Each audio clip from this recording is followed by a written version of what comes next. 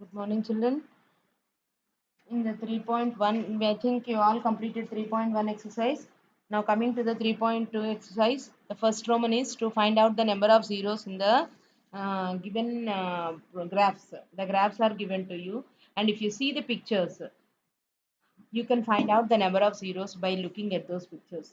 The point of intersection of x-axis to the line that they have drawn will tell us the number of zeros. So the first question, you see the line which is not getting intersected with the x-axis. Therefore, it has no zeros in the set of real numbers.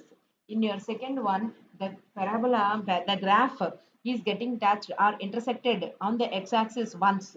Therefore, the number of zeros is equal to 1. In the second one, third one, your parabola, two parabolas, one towards symmetric to your y-axis and symmetric to your x-axis, and that is getting intersected with the x-axis at three distinct points. Therefore, the number of zeros are equal to 3.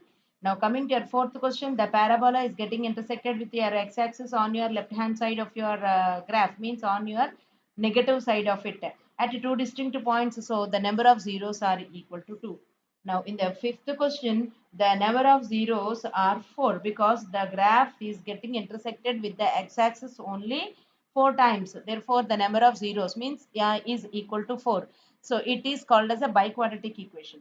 Now, if you see the last question, the graph is getting intersected at three distinct points. So, the number of zeros are equal to 3, right? The graph, when it touch either the parabola or a linear equation or a straight line or whatever it is, as many times as it touch the x-axis will tell us the number of zeros. If it touch the y-axis also, we don't consider it. You see your first one, it is getting intersected with the y-axis, but still I told you that there are no zeros in the set of real numbers, right? So you have to think that the given graph is getting intersected with the x-axis at the particular distinct points will tell us the number of zeros for the polynomial, right? So first unit, first Roman is completed. Now coming to your second Roman, find the zeros of the following. P of x is equal to 3x. If you see that degree of the polynomial is equal to 1. When degree of the polynomial is equal to 1, you can happily say that it is having a single root. It is a mx graph. Mx graph will pass through the origin. Anyway, but if you want to ask to find out the number of zeros, you will equate that with 0. So 3x is equal to 0 implies x is equal to 0 by 3 is equal to 0. That's all. Now p of x is equal to x square plus 5x plus 6 is given to you. Split the middle term x square plus 3x plus 2x plus 6. 5x can be splitted as 3x and 2x since the product of 3 and 2 is equal to 6, right? So take x common from the first two to get x plus 3 and plus 2 common from the next two to get x plus 3 as the remaining. So the factors are x plus 2 and x plus 3. Individually, each of the factor must be equated with 0. X plus 2 is equal to 0 implies x is equal to minus 2. X plus 3 is equal to 0 implies x is equal to minus 3. These are the two roots. If you see the degree of the polynomial is 2. So depending upon the degree of the polynomial, you'll be having the number of zeros. So here two zeros already you got it.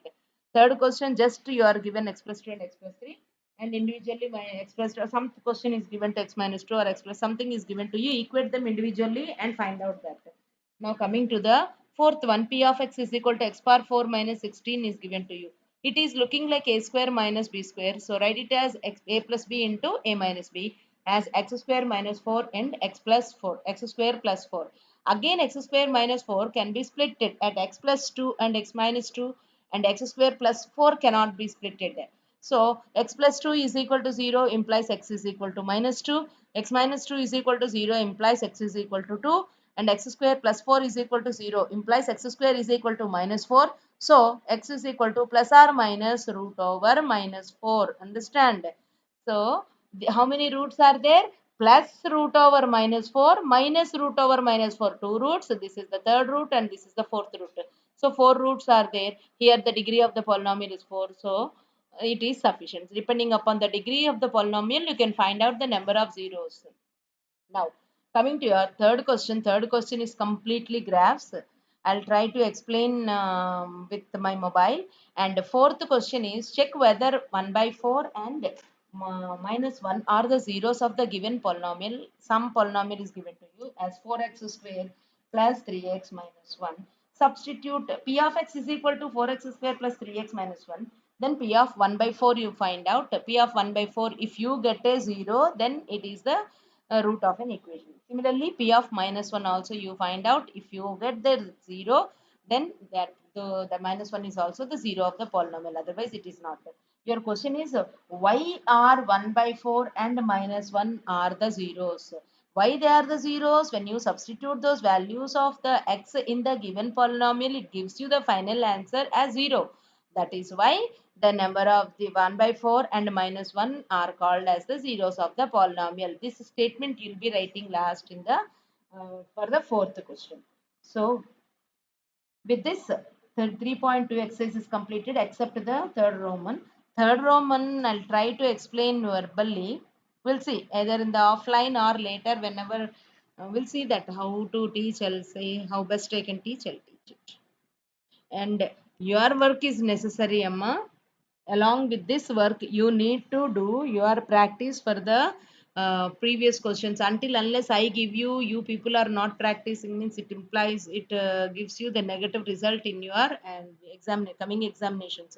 Since no revision separately will be given to you. If at all the revision is given to you, also those sums may not come in your examination. So you need to practice per day minimum 8 to 9 sums a day. Practice. Make it sure that you practice and find it. And yesterday I gave you the logarithm sums, but no one sent me the answers. I don't know whether you got those answers or did not get the answers also. But the sums which I have given you are very, very important questions. Make sure that you practice all the sums. Thank you.